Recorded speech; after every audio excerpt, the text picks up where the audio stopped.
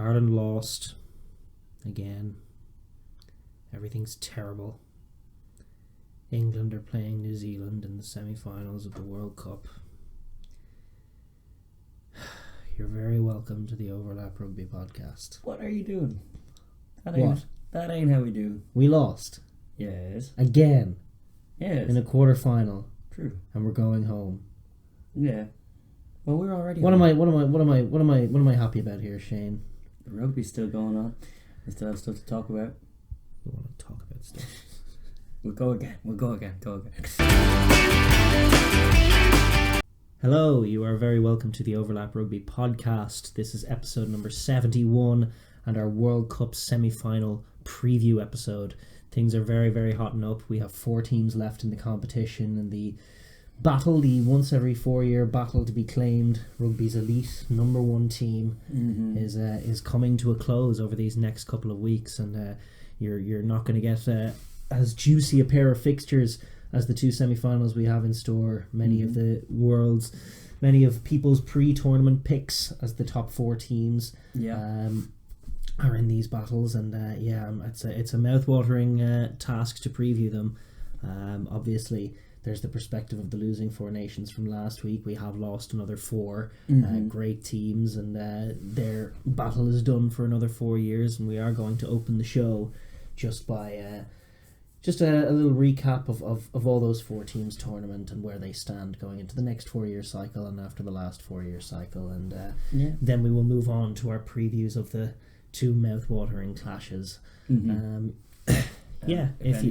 Sorry, I was going to step all over you. No, there. Go. If anyone is new here, please do like, subscribe, and comment down below. Also, hello to our returning subs as well. Share with your friends, your rugby-loving friends as well, because we enjoy that as well. We absolutely do. We love the comments. We love the subscriptions. That's all great. We are going to be doing a live stream this weekend, as we have done the last couple of weekends, of the England-New Zealand match, just the small game between England and the All Blacks. Yes, exactly. Yeah. Saturday morning, 9 o'clock Irish time. We'll probably come in maybe about 20-25 minutes before kick-off, do a little bit of chat, then have the game.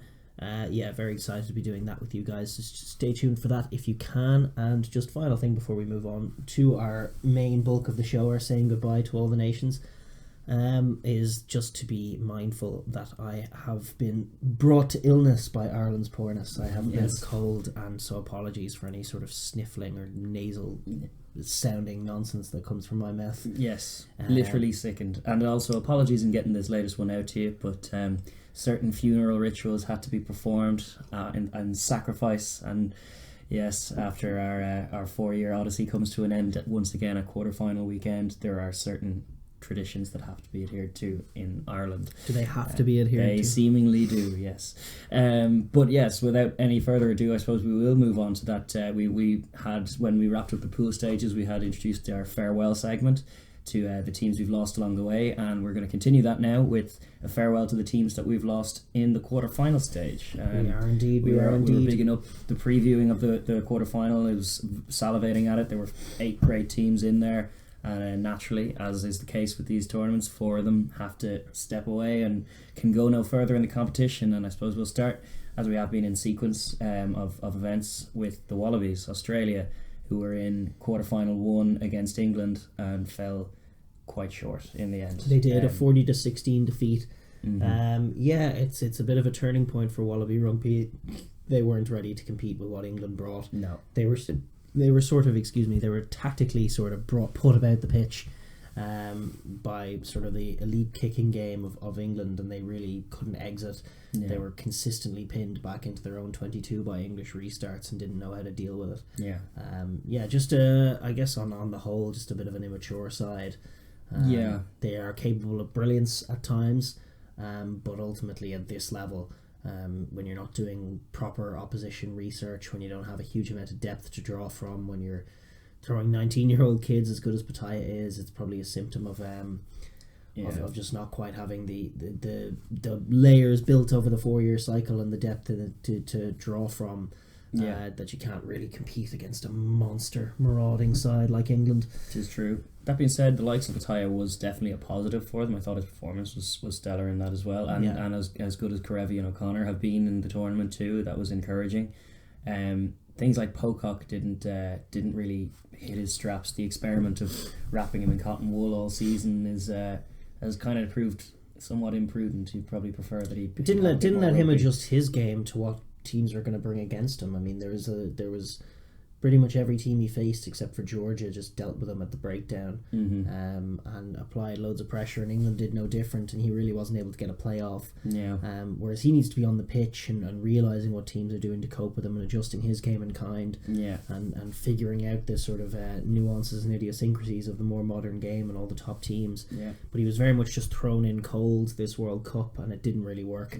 There's been I think a lot of these quarterfinals were kind of illustrative of what form and how important form is in the context of a World Cup, and certainly on a player for player basis, Pocock's a good little illustration of that. Like, he's a tremendous player, but you do need minutes in a World Cup year to know exactly what the picture is of international rugby in that year and how to get yourself up to speed. Conversely, Hooper has had some tough games and some rough games all season, but he was primed and he was really good. He gave it his best. He gave it his best himself, and Rada and a few others. I thought I was very impressed with the Wallaby scrum, as I have been all year. Scott Seo got some plays off and some penalties won against Kyle Sinclair, and was sort of helped paint that sort of that tiny glimmer of the picture that the Wallabies were looking to paint when Sinclair was getting a bit agitated, and the red mist, as you were saying, was falling down on him. And Wallabies got a couple of penalties that sort of helped them into the game, but in terms of general play, their offense wasn't able to get much off, but they were just tactically pinned back, and the game was played at the exiting. right it's surprising because that's the first time in the Checa era that I've seen them be so poor off restart and exit play. Normally they're pretty well drilled on that front, but they really couldn't exit at all game. Part of that is just the really accurate, good pressure kicking from England and good line speed then to back it up. They were trying to couldn't get out. One or two hit up plays before a box kick even, and they just weren't going forward in them, so they felt compelled to go a bit wider, and mistakes came from there, and then some goofiness. I think every single time the Wallabies scored in this game against England, they never got out of their half without conceding before England had scored back against them. And that was a really telling that's a really telling point. From the Wallabies perspective, they do play a lovely attacking brand. They probably do need to modernise a little bit. There's no harm in doing some actual prep on your opposition. There's no harm in having a bit more versatility to your game. They very much just tend to play with their strengths, try and play loose attacking footy, and still their attacking instincts are what brings them to the fore in terms of eliteness more often than not. They can still compete with the best of the best, and on their day because of that. The fact that they all seem to know where a try is. They were definitely lacking for a 10 though. Someone who can actually distribute. Whatever about modernness and stuff, they just really had a passenger at 10, so it meant Genia's game had to be on point, and then the likes of Pataya in that game, but O'Connor before and Beale were having to take up more distribution based role even in the team, even despite what position they're in, purely because they had no options at 10. And the fact that they left a guy like Quade Cooper at home where he could have been very useful off the bench, particularly in that game where it got away off from the bench behind who, frankly. Well, if Quade Cooper's in that squad, he's going to take the 10 jersey. Well, one would think, but even if they were, because they seemed averse to the idea of Quade anyway. That was the rationale. It wasn't the same as the Fardy and Skelton thing pre-tournament that we were flagging, where they're actually outside of playing outside of the country. So that's a slightly different thing. With Cooper, it feels like they were going, no, that's not progress. That's not the way forward. But he is the only passing 10 really. Yeah, in terms of this squad, they had to double down on their only way of getting to a semi-final and competing at that level would be to hit sort of an awesome offensive attacking run of form like what they did in Bledisloe 1 and just blow teams away with classy offensive footy. And Quaid would have been the boy who facilitated that most for sure. But in terms of the future of the country, it's Pocock I don't think will play in another World Cup. Michael Checa has resigned and is done. We found the news today that Dave Rennie is giving up his position at Glasgow to take over in Australia. Yeah, well, I heard joined Australia, but I'm not sure if that's to take over as head coach. But I imagine it probably is. Yeah, he'd be a serious coup for them as well. He's a quality coach. So all is not lost. Pataya, I think, is one of the best ones they can go to as just a ray of hope, because they need that. They need youth coming through. It's always been the concern for them in this 4-year cycle. It's been the talk about the NRL is very popular in Aussie rules and stuff, and there's just a dwindling interest seemingly, and therefore it's matched in the Wallabies ranks as well. They struggle to get that much depth that they can compete with the likes of the All Blacks and the Springboks and England, say. Yeah, but their attacking instincts will always serve them. They have a scrum this time round. Yeah. They are still going to be there. They're still one of the top nations. They will be odds on for at least a quarter-final place come the next World Cup, and they'll be hoping for much better. A great nation that puts a lot of colour to it, but in terms of this generation, the Michael Cheika era has come to a close for the Wallabies, and it has sort of died with a whimper in terms of they just came up against a much better, much more organised, much more modern, much better drilled, much more physical team, and got beaten 40 points to 16, as is wont to happen when that happens. Indeed, just a much better side, put them to the sword, and that was the story of them. For sure, so fare thee well, Australia. And we shall move on then to the post-mortem. That was Ireland's World Cup. They were blown away by the All Blacks, and deservedly so. 46-14 defeat for Ireland. That was painful, but very almost predictable in terms of every time in the week to come I closed my eyes and thought what might happen. I thought it was going to be something like that. And actually, when you listen to the players and in the run-up to the All Black match, there was probably too much weird chat about Keith Earls was like, if I win we make history, and if we lose, I get to go home to my wife and kids. And it's like, it was a good quote, it was fine, but at the same time you're kind of thinking, where's your head at? Johnny Sexton the same, was sort of barbing with journalists saying, if we lose, myself and Mario fancy having another couple of years, even though you guys in the press will be writing us off, haha. But it's like, it was just, why is your head there? I mean, they walked out on that pitch, and despite the awesome pre-match amble which there was from the Irish fans against the haka and everything else, I don't want to do too much side seat psychology, but just looking into their faces, that they didn't really look like a bunch of players. They looked like a bunch of players who thought they were going to lose.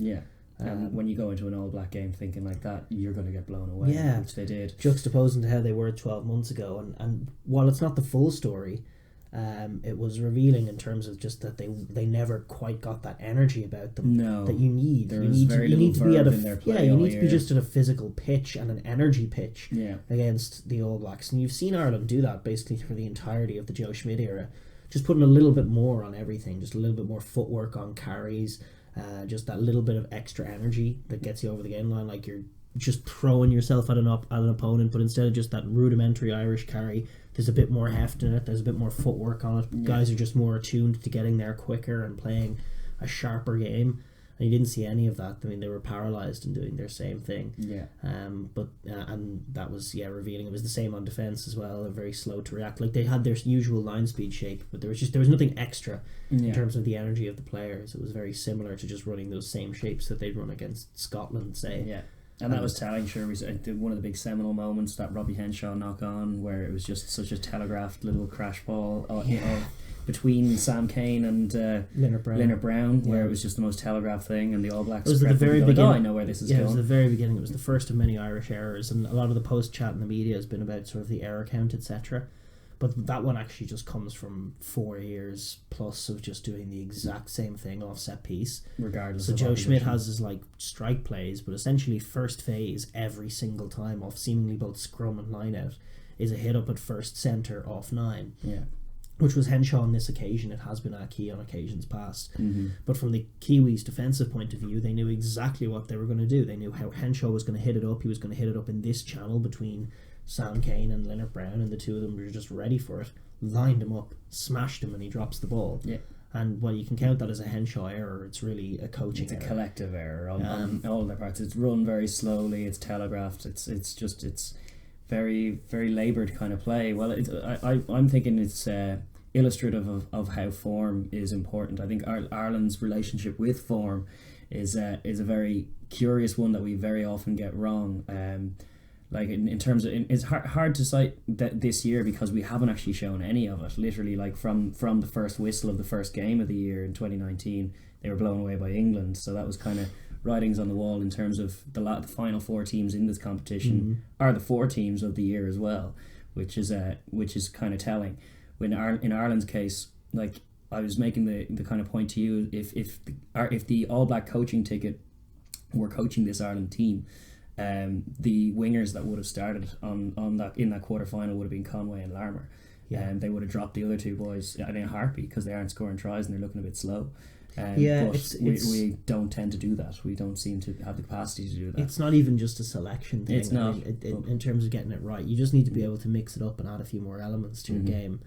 It would have been like Wales, our Celtic cousins, we talk about as a versatile team. Yes. Ireland really aren't. And they could be, the sort of Stuart Lancaster mindset of, moving the ball and operating well in chaos is really very juxtaposed to what the Test team do. Yeah, that's the quandary we have as Leinster fans. It's very frustrating to watch because in a month's time, Henshaw and Ringrose will probably tog out for Leinster and look very creative and playing a bit off the fly, reading where the space is, attacking down different channels, and they do none of that in the Ireland jersey, or haven't done. That's been one of the main grievances I suppose I've had over the last couple of years with the system that is. And just generally speaking, Joe Schmidt's I like Joe Schmidt as a head coach, but I really don't know about him as an attack coach and a backs coach.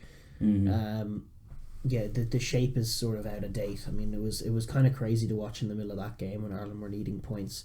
The guys, like, you would have Sexton take the ball narrow and both centres would be running short balls almost into the exact same hole. Yeah. And Larmour, Rob Kearney was doing it, and then Larmour, when he came on, started doing it from fullback, including in one incident where if he instead of running his short ball, just run a wide ball and held wide and tried to get outside the defence. Yeah. There was a beautiful flat pass that could have been played to him that would have set up a 2-on-1 with himself and Same Stockdale. happened with Rob Kearney for the Bowden Barrett try in the first half. That was the same thing. They were just colliding into each other because they were running at the same gap, and there is a gap outside of it if you want to hit it, but very little in terms of heads up play and recognition of space. One of the things that people forget about the Joe Schmidt era when he was renowned as an attack coach in Leinster was just how much was done with decoy runners in crowded channels. Yes. And actually a lot of inside balls and such. A lot of inside balls, a lot of deceptive balls with loads of runners hitting the same space and then hitting the one guy who isn't marked and taking all the other defenders out of the way. But the problem with that was that there was quite a bit of sort of crossing, moving guys away in traffic. It all gets called as crossing these days because you have the video ref highlight and refs go and look at it from every angle. Yeah. So it all gets called as crossing, which means that it doesn't really work anymore. The space just isn't there. Yeah. And Ireland have never really adjusted. But so tactically all over the place. In terms of personnel, just not being at that fever pitch, not believing they were really going to win it, not being able to adjust, not looking like I think they're a better side than that. Oh, I definitely do. Yeah, but it's important to note as well that from a defensive perspective, really just blown away by what the All Blacks were bringing. Yeah, the All Blacks were ready for absolutely. Like the only chance they had was to surprise them with a bit of that verve, a bit of that pace that wasn't in that game. Even if you want to play the same way, play it more accurately and faster and more physically. Yeah. But they were there. Once you couple the fact that they weren't at that pitch with the fact that the All Blacks had seen all this before, like we've painted the same picture for at least all year, so even if you're doing very basic tape on the opposition, you're going to get a read on a lot of things that Ireland are doing. We saw it in the game against Japan. That was a little microcosm of when the game got away from them. They really had nothing to unpick the defence off the cuff once the systems were stopped and once they were chopped, and the All Blacks had confidence in that, knowing that if we stopped them at all or stopped them here and here, we know that we'll outscore. It's backing guys outside Sexton to create and to throw passes and to that's my problem. That's why I love like Henshaw and Ringrose as an example of that, because in blue jerseys they are completely different. They're a completely different force, and they run very, very different lines off each other and get offloads off and are just attacking wider in general. It seems a systems thing, because you'll see even if Ringrose or Henshaw aren't there, if it's Aki and Farrell, they'll all be running very similar lines and shapes off each other, and that was part of the same complaint that we had. Sean Cronin obviously wasn't available for this game, but every time he started for Leinster, he's looked an awesome player. Every time he comes off the bench for Ireland, he looks like he's trying to slot into a Rory Bestish role in the shape instead of being where he should be in the wide channels, which is where he's actually dangerous. And it's just it's a sense of too much kind of drilling something in and trying to micromanage every aspect of the game, which, as we've heard from All Black coaches and staff before, there's folly in that, because they don't know what's going to happen, and they're very accepting of that. It's like we're more about empowering the players to find the space, make decisions on the fly. Make them smarter. Yeah. You know, if the guy shoots up in the wing, kick it in behind. Indeed. Ireland did have a bit more to that game back in 2018, but they were still quite structured. Yeah. But yeah, now it's going to be a new era for them. I did think that their pack mixed it up quite well. Yeah, that's I the thought point. that they actually went toe to toe with the All Blacks in Yeah. places. I thought CJ Stander put in a good shift on D. Peter O'Mahony got a few jackals in. I don't think they were necessarily beaten up. No, I thought front. Josh brought good line speed as well. I actually thought, the whole pack was pretty decent in that game. It wasn't there that we lost it. It was the fact that outside of it, once you get any kind of platform, they couldn't convert with it, and it was too many errors. Like the possession stat was way off in the first half, like in terms of, I think it was well over 60% for the All Blacks, but that wasn't as symptomatic as you might think of a pack being bullied. It was more just that we kept dropping balls and giving it back to them, and You couldn't get anything off in attacking them when the All Blacks got the ball. Were shocked in defence. Didn't bring an intelligent kicking game. Looked fairly completely second class compared to the All Blacks. And so a rebuilding process begins. Andy Farrell is in charge. Mike Catt is coming in as backs coach. Yes, I'm excited to see that. You would expect some personnel turnover. It would be a farewell to my boy Joe. Yes, indeed. Who still does go down as the best Irish coach. Yeah, there's been a lot of chat well. of his legacy, but he is Ireland's. He had it in the bank before this tournament. Ireland's most successful coach, no matter what happened. Yeah. In terms of 3 Six Nations in a Grand Slam, an away win in Australia, first win on Southern Hemisphere soil in South Africa, First 2 win wins against the All Blacks. Yeah. So his legacy is comfortable in that way, but he has made it. Like, there's no question that it's going to be remembered as another quarter-final defeat, even one with loads of expectation again. Yeah. And a World Cup failure, really, when you marry with that loss to Japan and just never looking like a good side for the whole tournament. Yes, indeed. So that's definitely marring, and it just makes it Easier. It makes it a simple equation for a coach to oust him as Ireland's most successful coach is just to get to a World Cup semi-final, and that still remains the Irish story. Yes, but credit to Joe. He's upped, I think, the standard of coaching and detailing for players as well. Like compared to where we were before in terms of the coaching staff, I think he's a marked improvement in terms of professionalism. And has ushered in a relatively new era. So they're still a bloody good team, one of the top 8. Yeah, still have a lot of players to, that you would be confident in. You'd be satisfied enough with the professional infrastructure in Ireland to think that there's going to be more talent coming through in the years to come. Yeah. And hopefully one of these tournaments we can get it right. This is it, but it was not this one. No, and the All Blacks much better side. And we will pivot on then to the hosts, Japan. Of all the teams who've gone out at this stage, these are probably the ones that are most satisfied with their tournament showing. It's been an unmitigated success all the way through. I think they've topped their group, won all their games, set out to do what they want, or set out to their stall early on and achieve what they wanted to achieve. And it's unfortunate that it was poetic in a way that they came up against the Springboks, but as we saw pre-tournament in that fixture that was arranged by Razzie for Razzie, and it kind of worked out the same way. They were smothered, they were stopped, but they put a better shift in this game than they did in that one for the tournament for sure. They got a lot off in that first half. They play just a lethal offensive game. It is beautiful to watch. I mean, I did love the variation that they brought to attacking that Springbok blitz, standing very deep. Lafayette on a couple of occasions sucking in Am and then getting a beautiful pass away and then getting outside Am. When Fukuoka was put in space, there was lightning afoot. Yeah, and they did come close, but ultimately that awesome Bok defence did leave them scoreless, and that's. There was that feeling when it was 5-3 at half time. I don't know about you, but I didn't feel there was as much tension in the air as maybe there ought to have been for a 5-3. Yeah. It reminded me of even the Munster Saracens games from a couple of years ago where it was like 6-3 at half time and Munster are happy enough with their showing, but you're thinking, yeah, but Saracens are a much better team and they're going to get this more right and they're going to score more points, and how much energy have you actually got left now?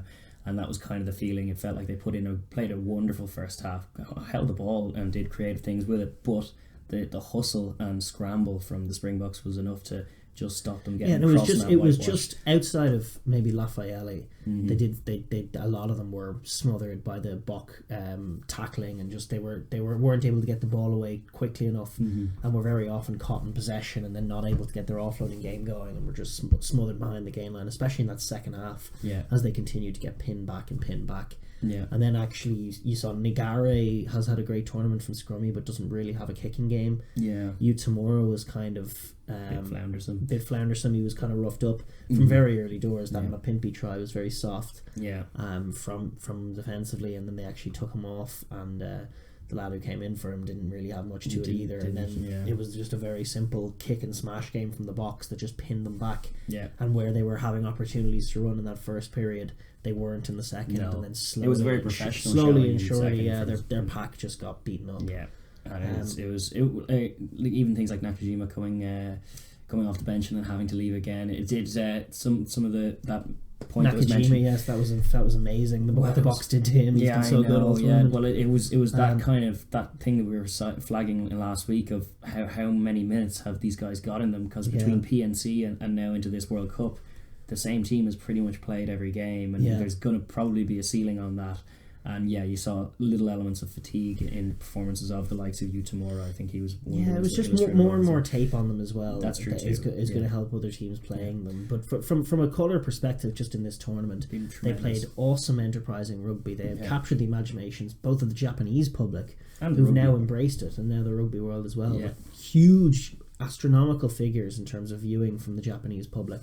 And credit has to go to Jamie Joseph, Tony Brown. Awesome. They might be the two smartest coaches out there right now. Done some tremendous work with that team, and it's the future's still it's undecided. It's unknown how high this can go, because the marked improvements on 4 years ago, where they already impressed and exceeded expectations under Eddie Jones, they've improved no end as a rugby team. Their set piece is so much more robust. Their tactics are great. One of the things you notice about them is that they really do get the game. They really do understand it. They understand, even from a spectator point of view, their fans understand the big moments, reacting to the turnover scrums. Or they react to scrum penalties that aren't given as well. You hear a little groan when it's a scrum gets munched, and you hear a load of Japan fans goes, oh, when the ref kind of waves his arms and says play on. They know that that's not right. They absolutely have a feeling and a taste for the game, and you would imagine that's going to stay. It seems to have gotten very, very popular over there, which is huge. Going forward in terms of what's next, I know that they're keen to set up a professional league over there that isn't sort of company based, that is more regional. Which probably makes sense with their own clubs that run themselves. That would be nice. And then obviously arguments for a Super Rugby franchise. Obviously we have the Sunwolves, which is a bit of a hodgepodge this year, but I wouldn't mind. I think the error the they made this year, Sunwolves being part Singapore, part Japan, just never worked. Axe that Singapore thing. That's so stupid. It means you're never playing a home game in a league where you have to travel the whole time anyway. You're bunny hopping between your two home venues is a massive long haul flight as well. Incredible That's flight, so that was nuts. But there's also rumours about them getting a place in the Rugby Championship. That may be a goer, I don't know. But I think at some point they're going to be happy. They have obviously money to burn, and guys keen to spend it on rugby. So a Rugby Championship place is totally not out of the equation. No, absolutely not. And it would improve them a lot. It would probably improve that tournament a bit as well. It would be fun. But from this team's perspective, I believe Jamie Joseph is still with them for now anyway, and he's been an awesome coach. Michael Leach, Captain Fantastic, has played one hell of a tournament. Considering the fact that his form actually dipped between World Cups. It did, I think it was around last year or the year prior that we were looking at him thinking he's not the force he was, and he was kind of softening out of a few more tackles. And he's just talismanic for this Cherry Blossoms team, and he does up his game. And then I suppose we have to say a farewell to Fukuoka as well. Awesome player that he was, and always shall be. He's now retiring apparently to become a doctor, to pursue a medical career. So absolutely, so much credit due for that. He's awesome in many, many ways. But this team, how could anyone not love this team? Fantastic showing from the hosts. Super shout out to guys like Jimeno, who played really good game. They may well have breached the gap now and become a tier 1 nation, and I think just from an infrastructure off field perspective, they do have to get on that and try and get themselves regular spots in playing at a higher level in the PNC. they also have to keep backing it up on the pitch and keep putting in good showings. But I suspect they will. I think so. They have depth as well as talent. That's it, yeah. And I suspect in years gone by we'll forget how we ever thought of these guys as a tier 2 team in the decades to come. This is it. Well, we'll know where they're coming from, but their progress is definitely real, and their showing has been awesome. They've put in an awesome campaign, and credit where it's due. And we'll move on then to the final quarter-finalist, who final quarter-final exit was France. And of all the teams, the three prior teams can have no complaints. The Australia, Ireland and Japan were blown away by better teams and lost. And yes. That's what happened. That wasn't the dynamic here. Wales can probably count themselves a bit lucky to squeeze through this, because France, again, as we'd flagged pre-kickoff, they are a team that can cause this Welsh outfit problems. They seem to know where to attack them in the back line, especially without Jonathan Davis. Like we were saying, there is a weakness outside Jonathan Davis's shoulder when he's there. There is a bit of a one in that system, but when he's not there, it's even worse. Like they actually ship a lot of points through that. The defensive line that has been so robust becomes a bit more penetrable, and France are a really good team for doing that. And yeah, they started as they have done very, very quickly. Yeah, managed to build a lead that could. Their offensive instincts are great, especially when their tails are up and they're just moving. Like their offloading game and their speed and their vision in terms of running lines is beautiful. Yeah, and you mix that up with the likes of Fakatawa, who's just raw Fiji in there, but it works. Kind of works. It works quite well from a rugby perspective. They do know how to read off each other. Obviously, a lot of them used to playing in the top couture with each other. Yeah. But yeah, there's a lot of beauty to what they do, and they should take a lot of comfort and confidence from knowing how good they can look when they're playing their best game, which they did for parts of this game and parts of the Argentina game as well, and parts of other games. They have looked awesome. Yeah. But yeah, just lacking in other areas, really, to be honest with you, just lacking a bit of streetwise plays. I thought if they kicked a drop goal, they were down in that 22. They had load of times. Four different chances to do so. Yeah. Camille Lopez likes a drop goal, but it never seemed to be on the cards, even though it should have been. Yeah. But yeah, they're not quite as streetwise as they think they are. Yeah. Which is a problem. Like they thought in that second half, as you know, they were kicking it deep. Yeah, Maynard, who had a lovely game and has had a lovely tournament, was just pinging the ball deep into Wales territory. But you could kind of tell, especially as it was a one-score game, like that they were playing with fire a little bit. Yeah, and the fire eventually hit, and certainly they weren't helped by the stupidity of Van Mahina, which is just another coaching error. Is just leaving a guy like that in there who we had flagged, like Lavanini for Argentina, from a ways out as a guy who's a time bomb and could go off, and he did, and he did in spectacular kind of fashion. I've never seen an episode quite like that on a rugby pitch. I've seen it in an MMA cage once or twice, but it's like, that's nuts. What the hell was he thinking? What was he doing? Can't explain it, can't justify it. Poor old Wainwright getting a bit of a shiner for it, but then ended up playing a bit of a stormer himself. It's like it's shooting yourself in the foot to lose a lock at that position, at that point in the game as well, but for no discernible positive reasoning. Like he's up out of them all. There's no sense of it being subtle. There's no sense of it being like a sly thing. He literally. No, it was dirty and mean spirited and stupid. It was that combination. Like there was actually Wainwright. His illegal choke on Wainwright had done enough to prevent him from playing the ball. Yeah, already penalisable. Totally. He was like, that's not penalisable enough. I better smash him in the face with my elbow. And smash him he did. Yeah. And poor Wainwright got a shiner for it, but poor France, because he ended up costing them big. Yeah, there's kind of beautiful poetry in that, because the Welsh have always had a bugbear with Alain Roland, who I actually think is one of the best refs ever to ref, and I think the decision was right. But over that red card in the semi-final all those years ago against France, where it ended up being a 1-point game. Yes. This is now the reverse of that. Hilarious. I love that World Cup history is kind of interesting that way, where little things do repeat, and this is kind of reflective. It's come full circle, and it was entirely on Van Mahina, and Wales can consider themselves very, very lucky to get out of there, because even with the up against the 14 men, they didn't quite play an assured, controlled game to manage to navigate it and win it. Had France been wise enough to take that drop goal, I don't think the two scores were there for Wales. France should have taken a drop goal. I think Machino was a guy they really should have gone with on the bench as a scrum half. Just give Lopez to come on. Yeah, just give them that bit of control. But they didn't have it. They didn't exercise any control. they were missing some elements. They had their offensive footy was great.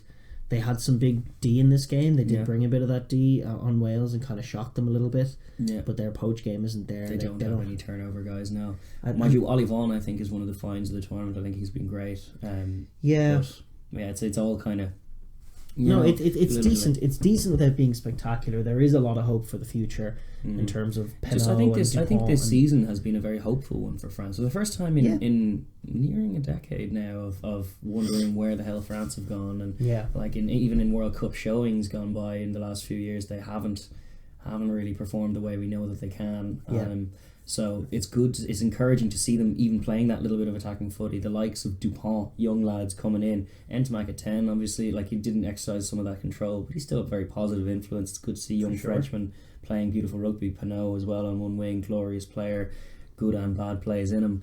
But the future's definitely bright for them, and the resurgence of Toulouse, and seemingly the kind of switch now that they know homegrown talent is important, that it's actually paying dividends in top couture despite all this Galacticos mentality. Hopefully if they can switch with that and most teams in that tournament can get ahead on that, then maybe they can string a couple of years of form into a World Cup rather than just the tail end of 1 year. There's an element of inexperience about it all. I mean, some of their loose Fijian style plays at the wrong moments were bad options. But they are a young team. They will only get better, you'd like to think, and then just add elements and add streetwise components and learn when to tighten it up and when to explode and where to attack. And just be that little bit smarter and that little more experienced in 4 years' time. But for the time being, it's a good point, as you say, positive steps being made by France really all year long, amounting to just not quite enough to get through. Getting past Wales. Probably being good value for a semi-final all the same. That's what's encouraging. No, they work because of their mistakes. I know. Well, this is it. It's unfortunate for them, but it is very fortunate for Wales. It was a bloody good game. I enjoyed it as well. A bit of a ding-dong battle. Good quarter-final, and Wales can consider themselves quite lucky to get through it. But farewell to France, and that's, I suppose, unless you have anything else to add, we'll park that and say farewell to those 4 mighty teams fell at the quarter-final stage. We have to say farewell. Wallabies, Ireland, Japan, France. Lovely tournaments, lovely teams. We'll see you again in 4 years.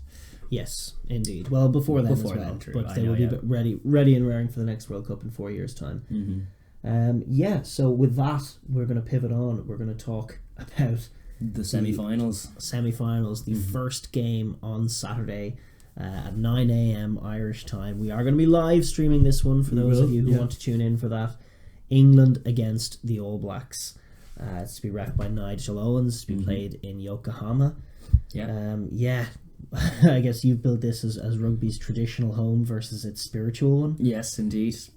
No prizes for guessing which is which in that one. It's also Northern Hemisphere v Southern Hemisphere, which is a dynamic we have at play in both semi-finals. It's going to be a great contest. They're 2 great rugby nations, tier 1 all the way, absolutely soaked in tradition. Both of them fancying it because they're in great form now coming into this game. They both dispatched of what could have been a tricky one in terms of both teams had very real living memories of losing to their quarterfinal opponents in recent times, but put them to bed and put in very convincing, dominant displays against them and swatted them aside. So they're both carrying quite a lot of momentum. Both of them missed their final pool game. They were 2 of the cancelled pool games, so they're coming in slightly more primed, I suppose, more rested, more time kind of adjusting on the training park. So it's interesting. The intangibles are all kind of married together, and now we just have to decide who are the better team, who is the better team. We don't quite know. It's tough from England's perspective in terms of how you take on what is this awesome All Black team. They've got to stick to what they're good at, I guess, and I'm sure that's what the message is from Eddie Jones in terms of their attacking footy. Getting their carry game going up front is going to be massive for them, for sure. But just mixing it up, I mean, it's that sort of brutal combination of their shape and their variety and their power and their speed, dynamism and their Owen Farrellism. They can just like that mix has been what they've done so great. They're playing a very very sophisticated, very modern form of rugby. They have moved Farrell to 12 for this game. They have brought Ford back in and Tuilagi back to 13. They would expect to see Tuilagi getting involved quite a bit. For sure. But it's just the shape that they want to bring. They can move it wide and run around the All Black wingers, but they're going to be running in loads of different variations on that same screen formation, which is just giving options between a couple of hit-up runners who are really strong, really dynamic ball-carrying players ignore them, who can pass to each other or offload to each other. And then the alternative is just to flash it out wide where there's possibly another screen waiting a little wider. And they move it around very good. And if you shoot up to try and shut that down, they'll kick it in behind you. Exactly. So it's just mixing it up and reading the game and playing to sort of Farrell's strengths from a distribution point of view, and then just going where the All Blacks aren't. It's like they can put pressure on this All Black team. There's no question, because they're just from all of their strike runners, like the guys who are going to be put into narrow channels, are all brutally brilliant carriers. Billy Vunipola, Manu Tuilagi, Maro Itoje, Jamie George, like those guys can Curry do damage. Underhill do decent carry games as well. Like they'd be slotting into most teams. It'll be a tough challenge for the All Blacks to try and stop them. But it's the key is kind of speed, and you can see that in their halfback choices. They've either Youngs or Willie Hines. They want to move it at a clip and get those phases rolling into each other, and one runner after another, and just waves breaking on the shore kind of thing. They're very, very powerful when they get that momentum going. But when that rhythm is slightly upset, that's when the shape and some of their verve and dynamism kind of diminishes somewhat when they are stymied in that. We can That said, they were just on half time, and after half time when the Wallabies got that try to bring it into a 1 point game, you could have argued that England were primed to be rattled, and in the 4-year cycle we've seen evidence of England not responding well to that, not being able to get back into the game. Guys like Kyle Sinclair, who was one of the guys under pressure, losing the head and things going wrong, and yet actually what happened was Kyle Sinclair bounced back, was put into a space for a beautiful try by Owen Farrell, and scored it and played a real stormer of a game, and actually got back on top of the scrum. I think from then on, that was what turned his head.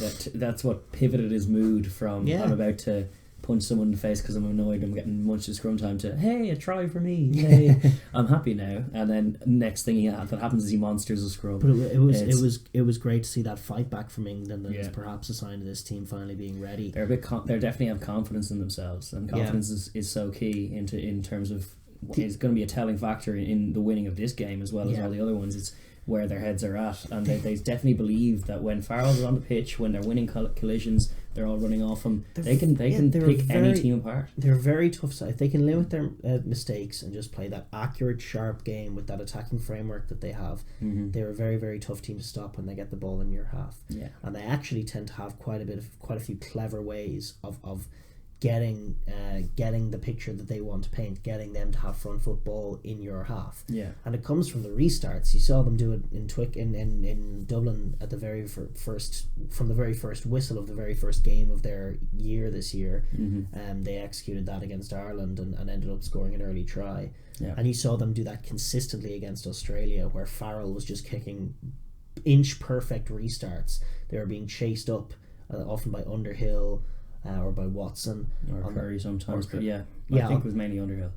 On that right wing side, Farrell was just getting perfect air on his restarts and landing it deep in the Wallaby 22, and then being met with physicality almost on the catch. And then the Wallabies were trying to hit up and exit, but really, even if the Wallabies executed to a T, the most they were able to do would be give England a line out on maybe the 10. And that's what England want. They want that perfect platform to launch an attack and to put your side instantly under pressure.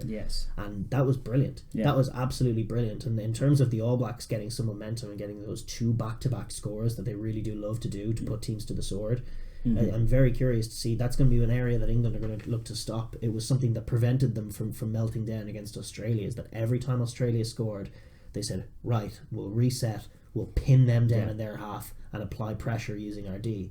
And then that ultimately got them the ball and got them some attacking 100%. Opportunity to score tries. And the All Blacks are a great side, but whether they can work their way around that, if England do it accurately, it's true. Is a good question. It's a good question. Both of these sides are very technical off all set piece, but particularly restarts as well. There's a lot of subtlety to their exit game and their restart game. And England will be trying to apply that pressure and that physicality from the off.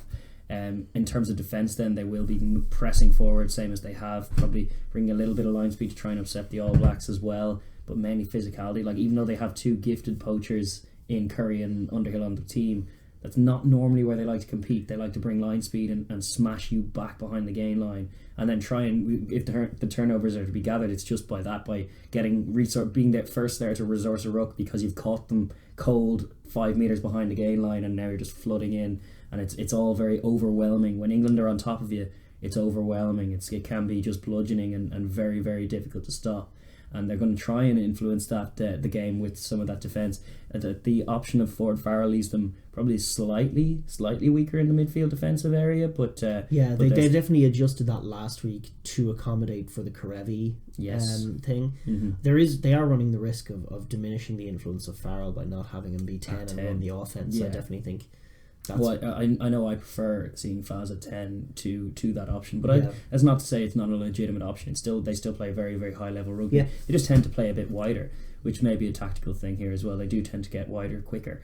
But there's no question from a defensive point of view that the winning picture for England involves winning the physical battle, winning the collisions, not allowing the likes of Artie Savea and Kieran Reid to put any footwork on the ball and get their hands free like they were doing against Ireland, just regardless of how quick they let the ball be at the breakdown, because they're just winning those collisions and smashing them back. And I think that's where Eddie Jones will go for sure. But as you say, when you don't compete at the breakdown from a defensive perspective, the sheer pace that Aaron Smith and the All Blacks are going to put on the ball is going to test any and defense. Variety. This is the thing, you can come up all guns blazing to smash Brodie Retallick, but he will tip it on, and put an unlikely candidate through the hole as well. Sometimes, the All Blacks will bring deceptive kind of plays and shapes that will try and get around and through this English pressure game, and we've seen that happen sometimes because they bring such a furious speed off the line. Their line can be fragmented, and it does take a really clutch clutch passing game and an accurate one to pick that apart. But the All Blacks don't need a Finn Russell. They have 1 to 23 all are very capable passers in football. Can do it exactly. So there's no question they can mix it up quite well. But I think if England's best picture is if they can sort of swarm the All Blacks with their loose forwards. I mean, they have. I actually count them as having 5 loose forwards because Courtney Laws and Itoje in that row are practically, they're so dynamic around the park as well themselves. So just winning those contacts with them, and then on the Underhill Curry dynamic, and then Billy Vunipola, if those guys can start dominating their opposite numbers with sort of better footwork, more physicality, more aggression on both sides of the ball, that's a winning picture for them. For sure. Like if you can see the momentum of those narrow channels going one side or the other, that could go a long way to winning the game for Definitely. That is one of their key winning pictures. And I think shy of that, that's when you'll start to see the All Blacks getting some more stuff off. If you see them floundering a little bit on defence, especially in terms of the reads, because the All Blacks will probably put a little bit more depth on it than they're used to in the Northern Hemisphere for sure, and try and get around them a little bit. But also their pod systems within the All Blacks are so excellent because their forwards are all legitimate passing options, and they do it with a bit of subtlety. There's no sense of them getting a ball as part of a pod, and if they're going to pass it, just telegraphing it like that. It's not like that. It's just going to be they'll fix, they'll give, or they'll fix, and if you drift off, they'll go. They have all the tools to unpick it. But definitely, I think England are the more physical side and will be trying to impose that game on them. And we've seen some of that blitz when brought with proper fury and ferocity. It can upset the All Black rhythm, so that they're right to stick to their guns in that regard.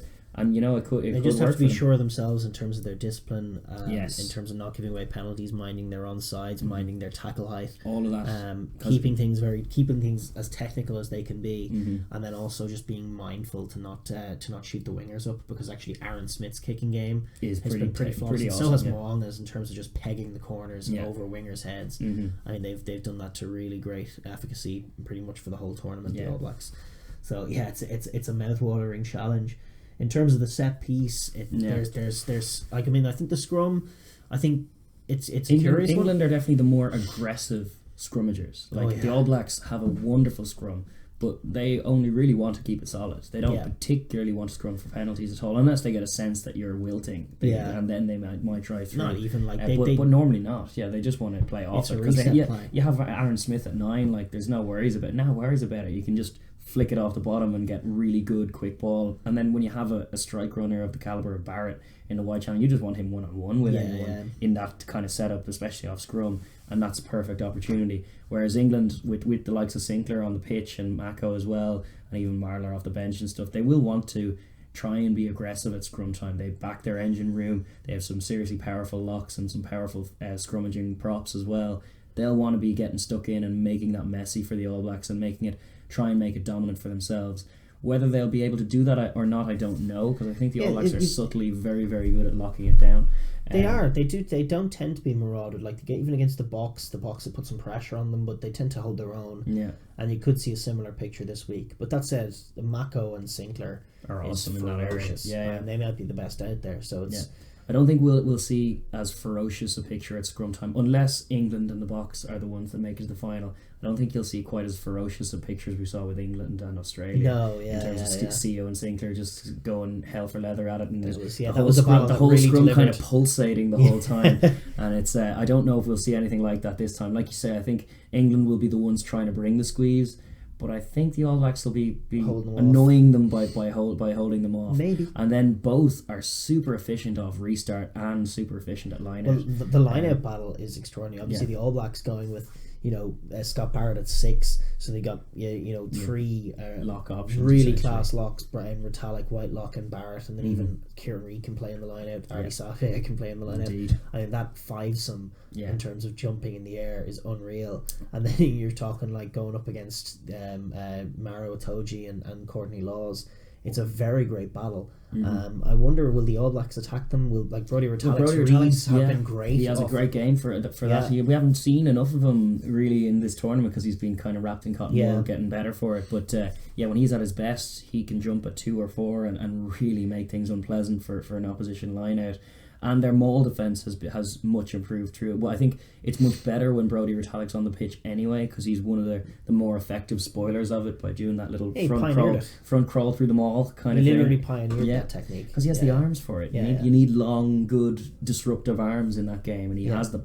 And if you have 3 locks in there as well, it can be very good, a good way of spoiling that. Now, that being said, England have been very efficient at getting it to the back, and they do tend to mind the pill. You rarely see Ben Youngs like screaming at the back line while the ball's getting spoiled in the maul. You don't tend to see that. They'll have hands on. They have 2 eyes for it. Exactly. Yeah. But it's a great clash. You would expect if someone gets on top, it could be a big picture. But for the most part, you're expecting. I kind of see parity in this in most areas.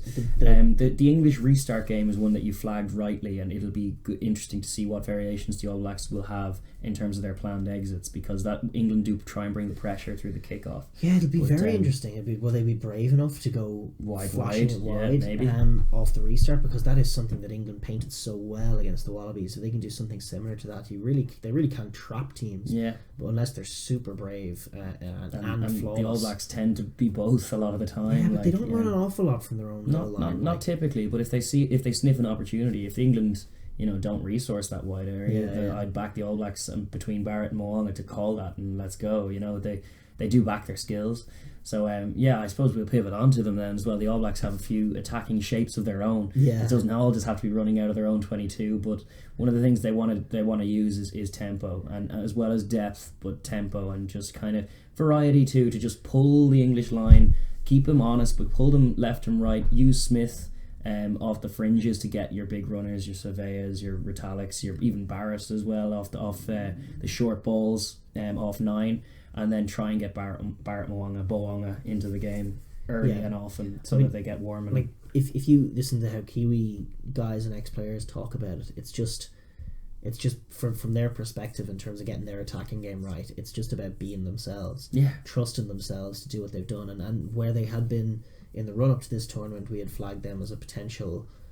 As potentially losing their way in terms of seeing that. They had that Lions tour that really got away from them, and since then they've had bad losses against the Springboks and in Dublin against Ireland, And again this year with that 16-0 draw against the Boks and then the Bledisloe 1 defeat, you were kind of seeing a slower, more. You saw that the last time they played this England team was that November as well. Yeah, it was more laboured. Yeah, it was more. Yeah, exactly, more structured and less playing with that instinct. And then really since Bledisloe 2, they've got it 100% spot on, and they're all playing with a confidence and a hunger that's great, and that just does give them license to mix it up. I mean, they're just going to back the intellect of their halfbacks and their Barrett to sort of move the game where it needs to be moved. You hit it up when England aren't resourcing those narrow channels that well. You give the ball to the likes of Retallick, he's going to draw man and tip on pass. But then if the game is there blind and it's just Dane Cole's there, you'll give him the ball and sort of run off him. They're just going to go where the English defence are, and to mix it up, tire them out, move it from side to side and probe for weaknesses. They brought that little variation against the Springbok blitz that was shutting them down, of doing a little crossfield kick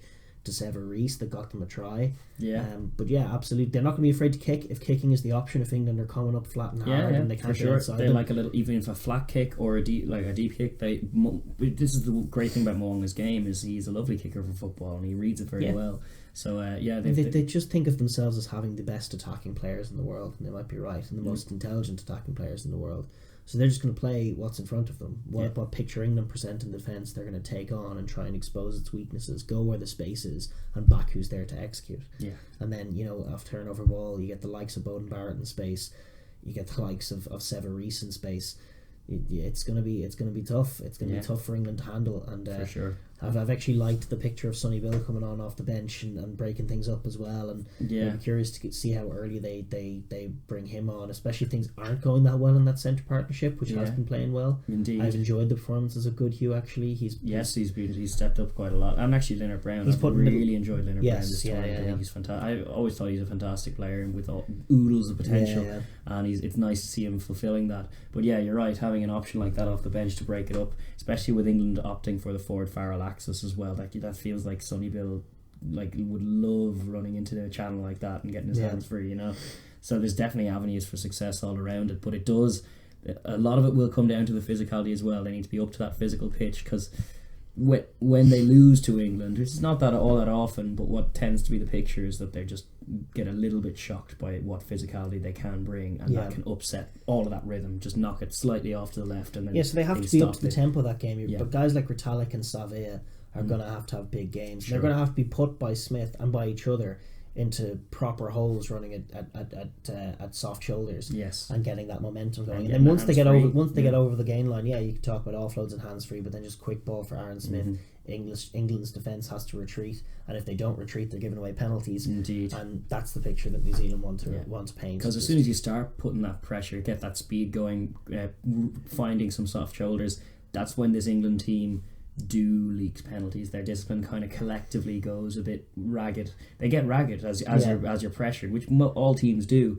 But discipline is one that's still a bit of a bugbear for them. So if you can get that All Black pressure going, if they can get a bit of verve into their game and a bit of tempo into their game, as well as get some offloads that are sticking and cause some bamboozling pictures, I do expect then that the English discipline will not hold, and the All Blacks will be just played in more. If they can start to get that going, that's when momentum will really be telling, because one thing can befall another, and then before you know it, the All Blacks are on top of you, and it's very, and that's very what they hard to will stop do. that. If they rattle England for any length of time, they will put points on them. 100%. There's no question. There's no question of that. In terms of the other side of the ball, England are playing with a really difficult shape to stop. In terms of those centres, Goodhue and Leonard Brown, not one real quality shooter defender in there. They tend to drift a little bit and stick their tackles.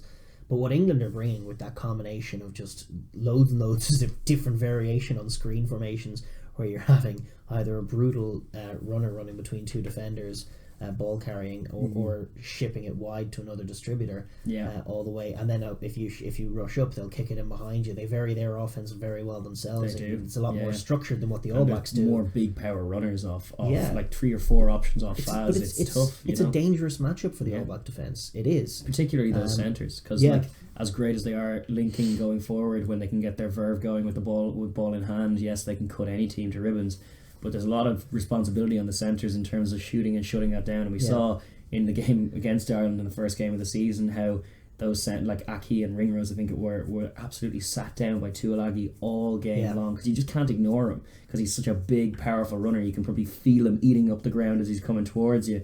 He's that powerful, and it's like all of that just opens space out wide. If you're both going to bite in on him, then the option is out wide, and then there are devastating runners there as well. So it's very much like what Saracens are bringing: multiple screens in the back line, powerful runners in every screen that you just can't ignore. Exactly. And it's like a perfect little the Sinclair try actually from last week was a great little picture of that, where it was like, I think it was a Toji off a wraparound off Faz. Toji was running a little switch play. Billy Vunipola was running a short just outside him, and then so the two defenders naturally sat down on those two monsters like you have to, and then out it goes to the tight head prop, perceived as the weaker of the three threats as a running game, but he's in enough space and enough time to run it in for the try, and that's the English picture that they're trying to bring. The All Blacks will be ready for it, but it's a tough one. You need to go low, you need to stick your tackle, you need to make very good reads, and you need to be physically there all game long. You need to be stymieing them in terms of getting go forward in the narrow channels, then maintaining sort of your disciplined defensive, almost like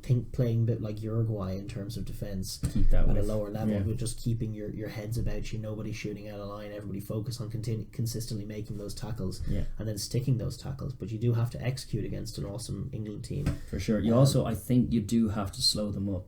It's something we've seen a bit with Sevilla. He's good at getting the hands in there, but like the team that have stopped this Eddie Jones England side with the most regularity, even in the 4 years, but also the most effectiveness this year, has been Wales. And a big part of that is the fact that England do love getting that 2 second ruck game, 1 second ruck game going, and because their halfback is a little pacey guy who's just delegating straight out to the 10 where the real decisions get made, and we play off 10 a lot more often. And if you can even create 4 or 5 second rucks in those windows when England are looking for 2 second ones, that means that they just have to check their run enough that suddenly those shapes aren't quite as devastating. In the absence of Sam Cane, it's hard to see them going that way. I think they went for Barrett and they did, and Savia, just to try and be physical to stop them. And obviously getting your hands on the pill, trying to spoil it is going to be huge. But I actually think another area that's going to be huge in terms of deciding ultimately where we'll go now as to who's going to win the game is actually just that English kicking game versus the backfield coverage of Beauden Barrett. This is true. Like Beauden Barrett for me is the best fullback in the world, and one of the many reasons why is because of his ability to cover the backfield. He's incredible at it. He's got such pace, and he shuts down offensive kicks better than anybody I've ever seen. Even like Rob Kearney's tremendous at that just from his reads, and he gets a lot of credit, but he doesn't have that pace, that out and out pace that Beauden has, where you just like you'll kick what is an excellent kick and the right option at the time. It doesn't matter because Beauden's there with like 5 seconds to get a kick off or run it back at you, because he's also got that intellect where he's going to read where the kick's going to go. But then the pace, pace, and then also his last ditch tackling is tremendous as well. He has some great hold up plays in him that I've seen in Super Rugby down through the years, where he's the last man in, gets a little wrap up and manages to hold you up even though he has no right to do it. He's just a very consummate, well-rounded footballer and a really dangerous threat at 15. And so that contest of England's offensive kicking game, which they go to so often for Johnny May tries and the like, versus that Barrett coverage is just who's going to get the better of that clash is just an incredible question. Who's going to get more on offense? I actually like the matchup for both offenses. And yet strangely you almost feel like it is going to be a low scoring one. Maybe nerves will kick in. Whoever holds their nerve might have a better job, but certainly if England can get on top of them early, that is England's picture, because the All Blacks do just have a way of them when the games get narrow of finding the tries. Ultimately, like they did against the Springboks in the opening day, of just finding those scores to push the game away from their opponent. But if they get put under a bit of pressure and brought behind in the game, that's the picture. So England need to start ferociously and need to start early, and if they do that, if they can get their restart game pinning the All Blacks back and then getting good clean attacking footy off set piece, and build the lead. There are tries there for them, and then if they can do that, they can build the lead. So there's definitely potential for an England win here, and there's definitely the All Blacks are still, I think on balance, the best footballers on the pitch in the tournament, in the game probably, and probably just have more raw ability to find tries in tight semi-final games than the English do. Although England's shape is so sophisticated that it could break the All Blacks down, so it's for me it's a really tough call. It's a bit of a toss up. I know. I'm leaning towards the All Blacks. Just I haven't seen enough to go against them. You know, like Yeah. when my picture pre-tournament, I was going like, oh, maybe Ireland might like to see them in a quarter-final, but that was contingent on them losing to the Springboks in the first weekend and us topping our group and then maybe getting a slightly short of confidence one. I haven't seen that. I think I've actually seen the All Blacks steadily improve from Bledisloe 2 right the way up through this tournament, and I think they're pretty well primed. So I think they will see this one out in what I expect to be a brutal but awesome game, because I think they are two tremendous teams with so many world-class operators. Barrett and Farrell on the same pitch at the same time is awesome in many ways. Loads of little subtext and great little battles going on. I'm leaning towards the All Blacks by around 7 to 6 or 7 points. Well, I am going to say England. Then. England catch them early, get a few tries on board, use that brilliant attacking shape, pin them back, and then the All Blacks to come back a little bit, but not have enough time. And so that's England, definitely in picture by about 7. Yeah, there you go. It's that close, and it's that good. The predictions aren't that important. We don't really know what's going to happen. There's so many different dynamics that could go off and happen in this game. For sure. That's what makes it so damn fun. So join us on Saturday. Saturday morning, yes, as we'll be live streaming our kind of commentary, I guess, our second screen buzz for that one, if you're keen to join. Absolutely. But yes, without any further ado, we'll move on to the last of the semi-finals, semi-final 2.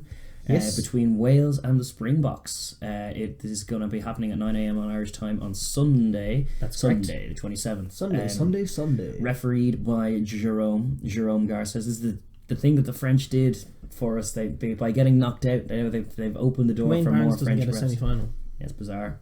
Unless they're keeping them for the final, but then if England get win. through, then that's all gone. I know it's a bit odd. It's very strange. It is also and Ben Skeen is the TMO here as well. Yeah, it's. I don't know. Yeah, they released a letter after the opening weekend criticising their refs, and then they, reward the performances of Jerome Garces in this World Cup. Yeah. Okay. I don't know.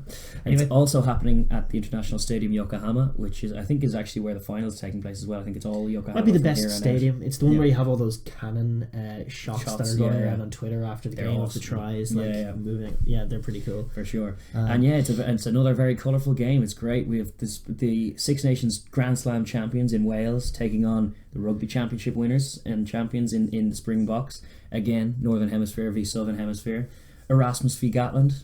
We have a 2-year tenure versus a 10-year plus tenure in the interest of answering that World Cup cycle dynamic question. It's definitely in there. And then we also have Warren Gatland's best winning record against Southern Hemisphere opposition. They won the last 4. Yeah, exactly. It's the best recent record Gats has ever gone into against a Southern Hemisphere opponent. 4 from 4 in the last 4 meetings, 2 of which were against Alistair Coetzee diminished side, but 2 of which were last year. Yeah. One was Razzie's first test in charge of the Springboks away in America. Yes. And the other one was last November in Cardiff. Wales winning both of them and moving to 4-0 of the last 4, which is against impressive. the Springboks. Yeah.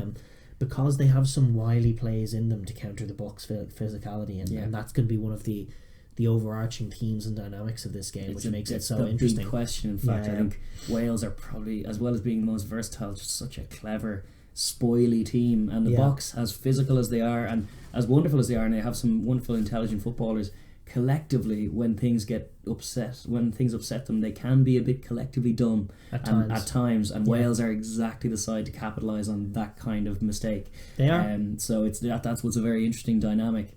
Wales, in terms of their game plan from start, I think a lot has to be revolve on the boot, because they are a versatile team. They can play a million different ways, but if Bigger's going to be playing, he has a wonderful boot. Both himself and Liam Williams are excellent under the high ball, where LaRue and Mapimpi on the other side as well. Just in general, the back 3 are less tested in that area from the box. They don't tend to be kicked to. One of the big news today is that Cheslin Colby's hurt his ankle. He's not going to be playing. That's a huge blow for the Springboks. Sabu Nkosi comes in as the only change to the Springbok team.